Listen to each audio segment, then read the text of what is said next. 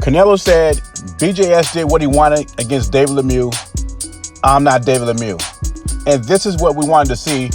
How good would BJS be against a fighter like Canelo, who's considered by most the best pound-for-pound fighter in the world, unified champion at super middleweight, BJS, WBO super middleweight champion, undefeated. Some people say he was a cherry pick, but if he's such a cherry pick, why guys like Jamal Charlo didn't go up and fight him, Andre didn't move up and fight him, David Benavidez didn't fight him, Callum Smith didn't fight him. The list goes on and on. If he's so much of a cherry pick, why did none of these guys fight him? This was also a fight that BJS needed to test himself, because he said in his own words, he doesn't know how good he is. And Canelo, who's in his prime, who is the best fighter in the world today, there's no better measuring stick for BJS. We saw the weigh-in. Both guys are in tremendous shape, so there's no excuse there. Saunders took a page out of Fury's book with the mind games, says he wanted a 22-foot ring, or he's going to call the fight off, or he wasn't going to fight. He got a 22-foot ring. His staff, Thompson, Canelo's staff, said there's only one BJS. My prediction on the fight was that Canelo would stop him in the 10th round, and it'll be a competitive fight for 4 or 5 rounds. But actually, it was competitive for 7 or 8 rounds. BJ was landing his combination shots, showing good movement. You know, he had his spurts in the fight. I didn't have him winning like Chris Mannix did. I had Canelo up by 2 points. But still, BJ Saunders was right there. Also, some spots in the fight, BJ Saunders' jab was very effective. But it was that one fatal uppercut in the 8th round that changed the game.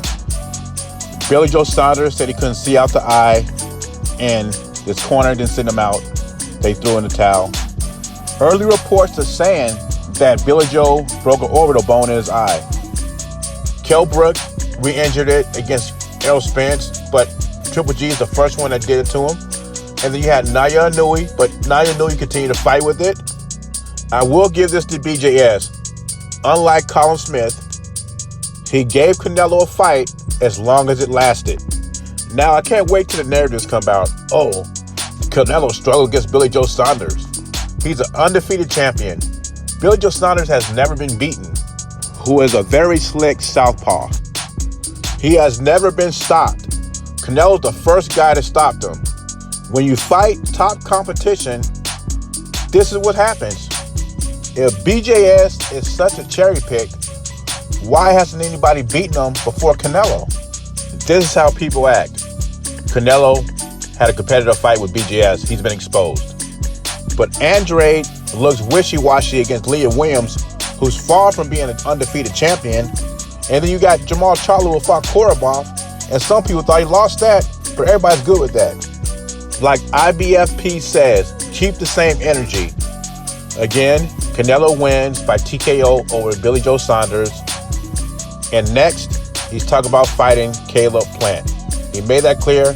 He wants Caleb Plant next. Leave your comments and thoughts below. Do you think Saunders quit? By the way, I have to digress on Andre because he did try to make the fight at 160, but Saunders got busted for PEDs.